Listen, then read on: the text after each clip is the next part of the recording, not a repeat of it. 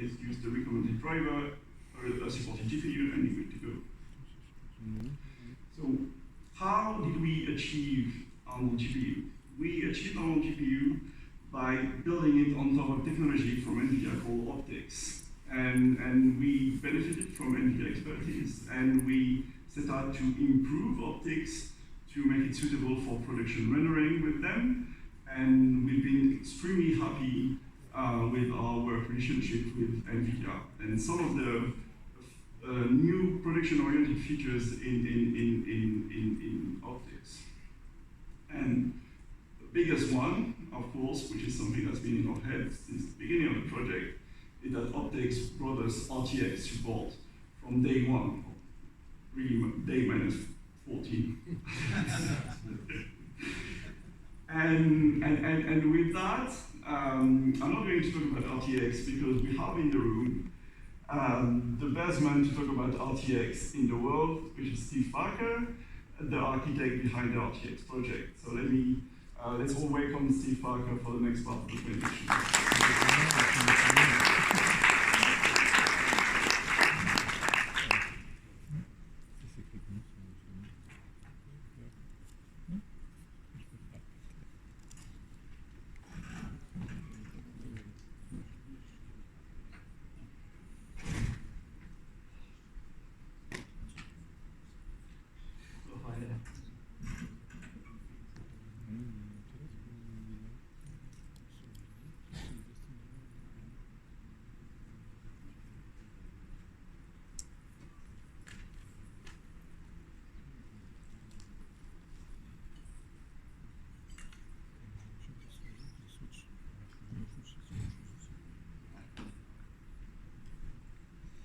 So I'm going to give you a little bit of the story behind some of this. There's a lot of very cool stuff that Adrian and team have been working on, but you may not all know where it came from.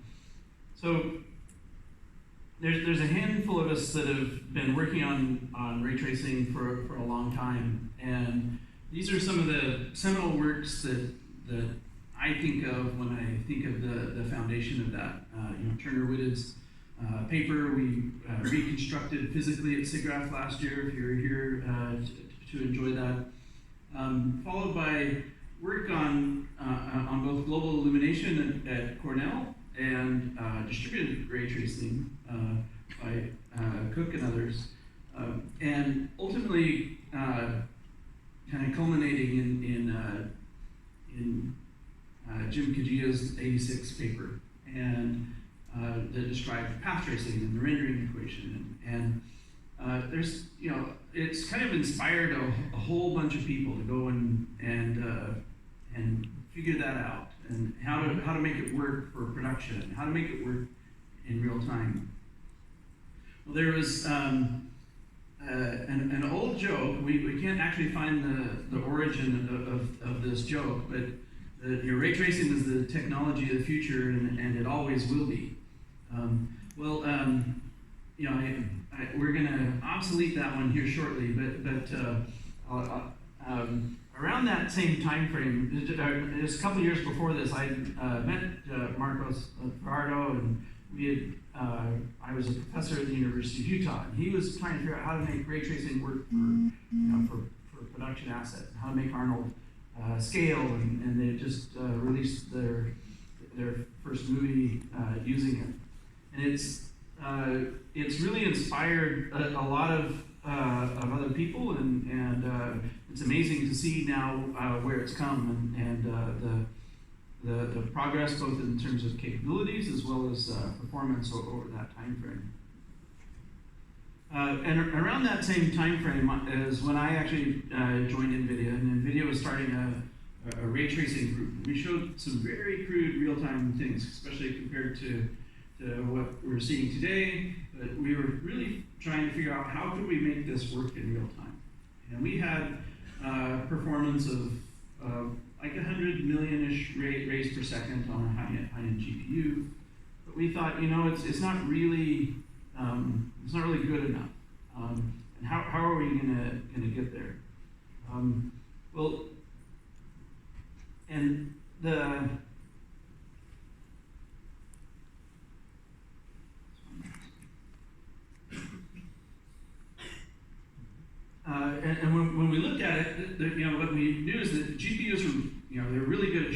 they're called shader cores for a reason, and that's the streaming multiprocessor shader cores. That's all what the GPU is about.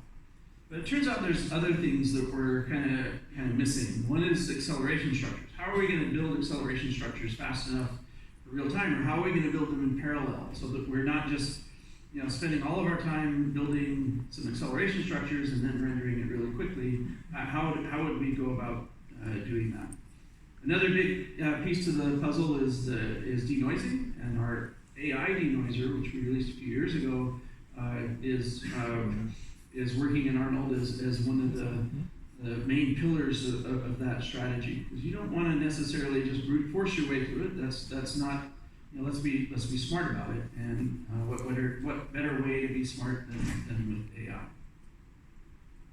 And then of course the ray tracing part of it. How do you traverse a scene? How do you intersect the triangles and so forth?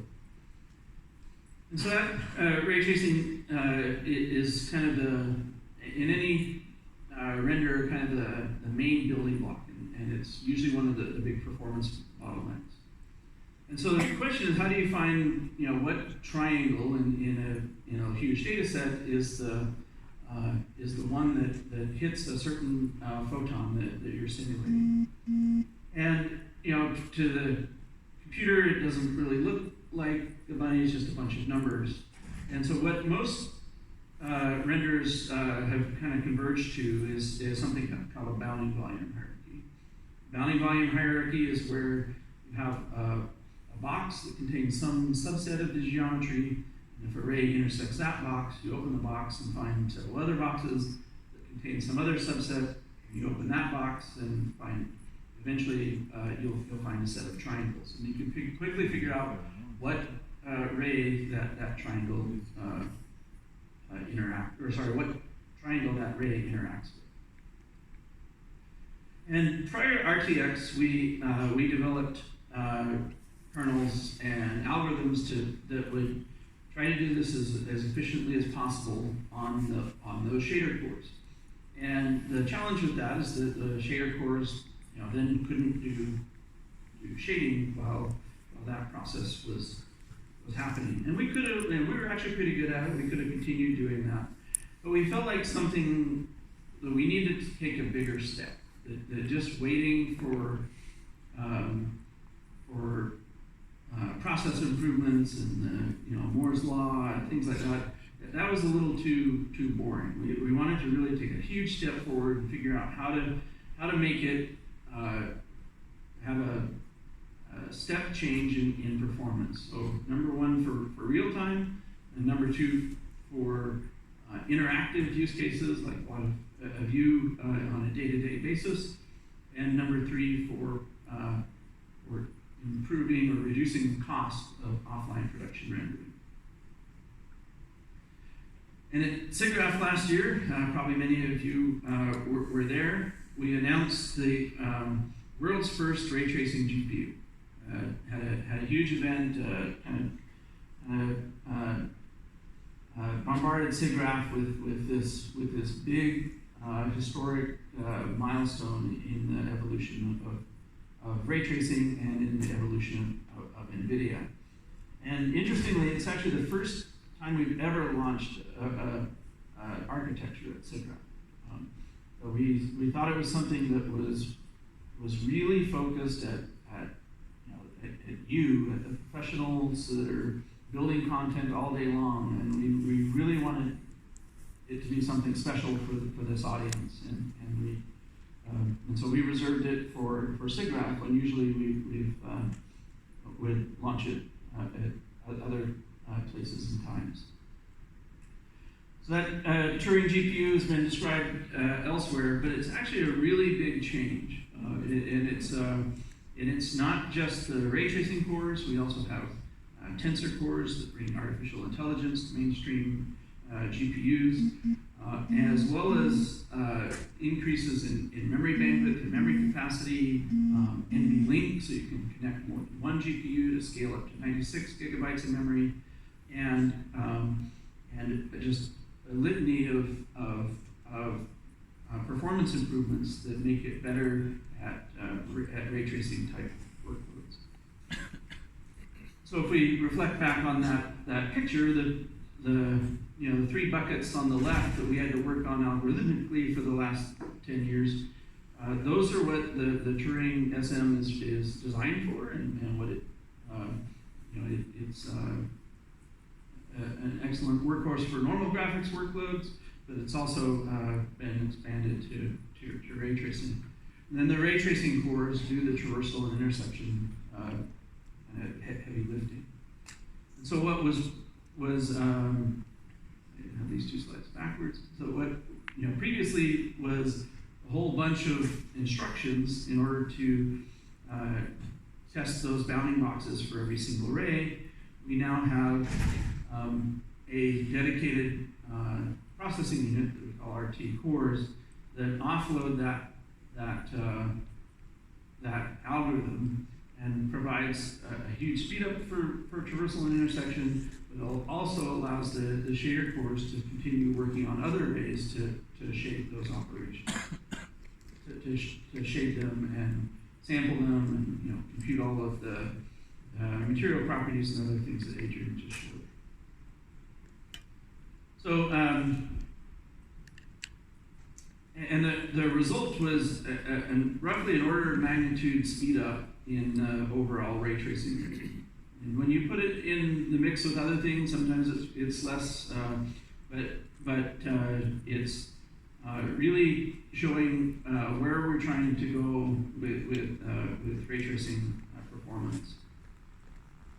Fast forward a year later, well, RTX is everywhere. And here at Siggрафа, we're showing lots of things, adoption across a lot of industries, whether you're producing content for M&E or commercials or things like that. Arnold is very pervasive in those industries.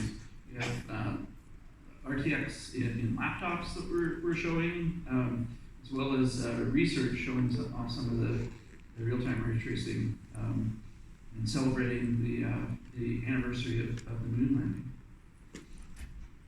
And it's kind of the new standard. So whether it's in gaming or architecture or M&E or designing products or even workloads you might not traditionally think of with high-end computer graphics, but using biology research and physics simulation. And so I'm here to claim that the future is here. So I think David Kirk's recitation of the joke is no longer valid.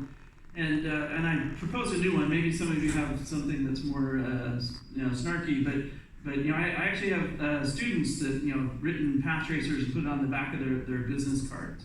But a lot of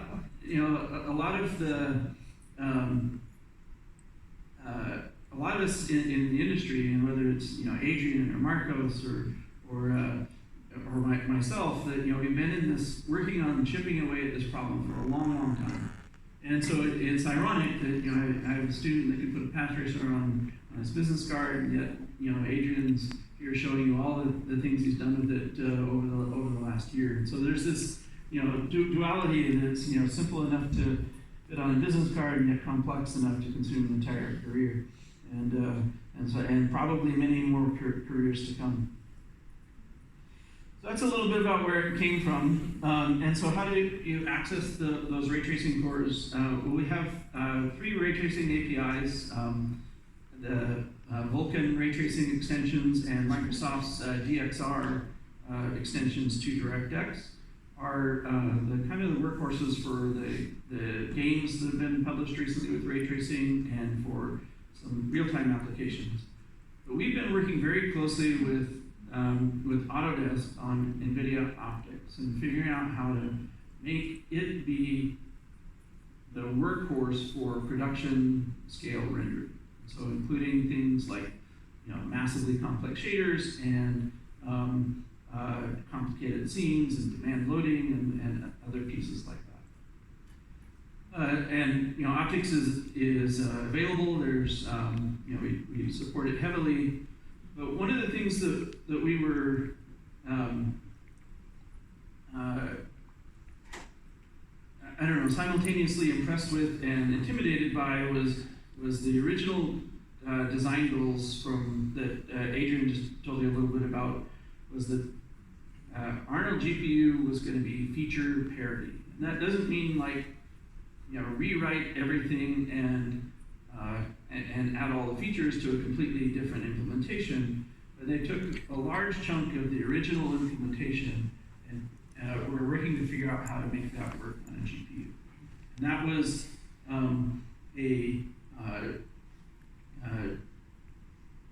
something that was, I think, especially impressive. It challenged, I think, both of our teams quite considerably in figuring out how to do that. But it is what makes it very valuable. So all of the CPU, GPU comparisons that were just shown, I think, kind of speak for themselves. That you can produce the same image, and whatever compromises, the 10% of features that are still left to do, I'm sure immediately after Siggraffa we'll get back to typing to finish those things off. And so, but as a consequence, it puts a lot of strain on a GPU, where a typical gaming shader will have hundreds of instructions, or we might have millions of instructions. These are some of the largest, most complicated kernels that we've ever actually run on a GPU. And so one of the things that I think has been especially fruitful is the engagement that we've had with the team in figuring out how to collaborate on features that are necessary for production rendering and that aren't necessarily obvious how to do that on a computer that supports 50,000 way parallelism. So demand loaded buffers for large scenes is a huge one. We're making big headway on that. Adrian showed you some highlights of that. Handling large shaders and lots of shaders, a lot of different memory reduction optimizations and performance optimization, as well as working on the denoising. And then, of course, testing it and water tightness and things like that, to give it the robustness that you want to be able to count on from this. So this is what was shown before, but one of the key things is that if you write a renderer on a GPU, you don't want to stop all the 50,000 rays that are being worked on just because you're missing one little bit of texture. And so we've worked with them to build a system whereby we can keep the GPU busy while still loading in data only when it is needed. And so in addition to, there's about a 4x reduction in rendering time on one of these, about a 3x reduction in memory utilization, and about an order of magnitude reduction in the time to first pixel. And so those, that's something that was challenging, but a really good example of where we co-designed a lot of the system and figuring out how to make it something better for you in the end.